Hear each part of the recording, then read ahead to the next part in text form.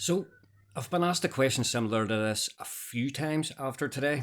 So I'm going to show you exactly what I use. Now, first of all, I use really light lures whenever I'm fishing for trout or perch. Okay.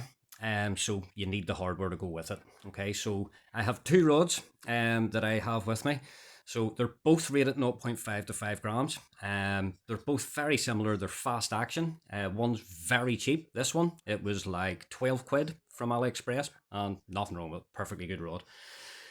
The reel and the line are very important too. So they're both 500. No, this is a 500 size reel and the other is 1000. This is the Handing M1. This one I use for hard baits. I don't use trebles, but hard baits. And I have fluorocarbon on there. It's £4 fluorocarbon on that. I'll explain why in a moment. And then the other one, again, 0.5 to 5 gram rated. A little bit more expensive. This one I splashed out. This is a BlackRock Neutron, also 0.5 to 5 gram. And a Daiwa Revros 1000 size reel. This one has £8 braid and then various leaders depending on the circumstances. Today I was using £6 braid. Okay.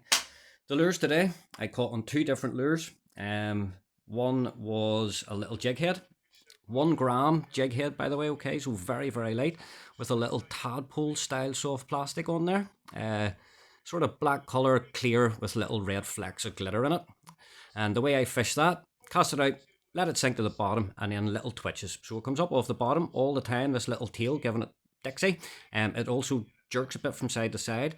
Twitch it up off the bottom and then just let it fall back down. As soon as it hits the bottom, same again, and then let it fall back down. You normally find the fish will hit either on the drop or just as it hits the bottom, so be ready to strike. Some of the baits can be quite gentle, others quite vicious.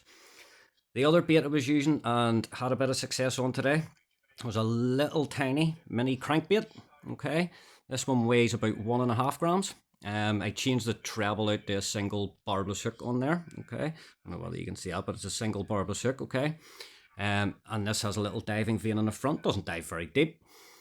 So cast that out. It floats, although I weigh it down with a reasonably small heavy clip. For one reason. So you'll couple of turns of the handle, gets it down about a foot or 2 foot, and then twitch it so it darts from side to side. Okay, and then pause. That's the important bit. Okay, twitch it 5, 6, 7, 10 times, whatever, and then pause. And I have it weighted so as it suspends, so it just sits, it doesn't rise up or it doesn't sink. It takes a little bit of time, but it's worth it, because that pause, when it suspends, that's always when the fish hit. They never hit while it's twitching, but as soon as you stop it, the fish think, oh, here's my chance, bang. As soon as you stop it, your line starts to go slack and then shunk, away it goes, and you're in. Well, hopefully. The single hook, you do get less hookups, but it's better for the fish. All barbless as well, for quick, easy release. So there you go. There was a comment saying earlier that he couldn't cast far enough. That's 1 gram and 1.5 grams. Even with the dedicated rods and reels and light line, you're casting at the most 15 to 20 yards. Okay, all the fish I caught today within 5 yards of the bank. Okay, they'll follow it, and then as you pause it, they'll hit it. Okay, don't need to cast far. That's a massive myth in angling. You do not need to cast far, especially at this time of the year and through the summer. They're right in at the bank. Okay, so don't worry about not casting far. You don't need to. Listen, lads who asked the questions, I'm going to tag one of the guys here. I hope that helps.